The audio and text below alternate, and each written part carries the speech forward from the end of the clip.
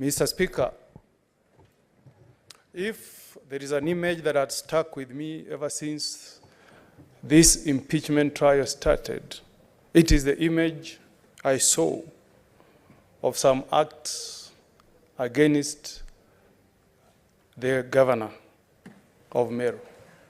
Mr. Speaker, I can be rough in politics.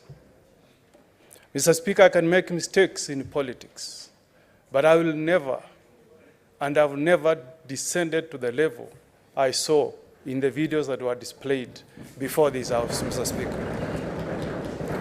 Mr. Speaker, however much you hate a human being, Mr. Speaker, if you are a Christian or you believe in the Almighty God, Mr. Speaker, there are some utterances you cannot make against some other human beings when you are a leader, Mr. Speaker.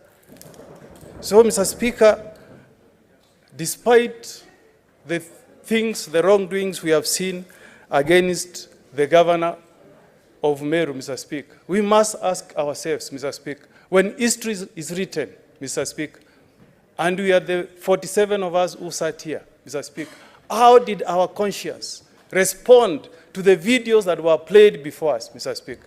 How will the people of Kenya, Mr. Speaker, judge us? Because it is not just the governor who is on trial, Mr. Speaker. It is the Senate of the Republic of Kenya that is on trial tonight, Mr. Speaker. And, Mr. Speaker, I want to state at 11:45, Mr. Speaker, without fear of any contradiction, that the vote I have tonight, Mr. Speaker, the one delegation from Nyamira, Mr. Speaker, I owe my vote, Mr. Speaker, to the great women of this country called Kenya, Mr. Speaker. I owe my vote, Mr. Speaker, to the women who have faith in me from the county of Nyamira, Mr. Speaker. I owe my vote, Mr. Speaker, to the great woman who raised me, Mama Nyamokami. And, Mr. Speaker, I want to give confidence tonight to the woman who will receive me when I go home, my wife Jacqueline, that I have respect for the women of this republic, Mr. Speaker. And when I cast my vote, Mr. Speaker, is to give assurance to my two lovely daughters, Nyamokami and Aliaro, that we must treat the women of Kenya with honor and respect, Mr. Speaker.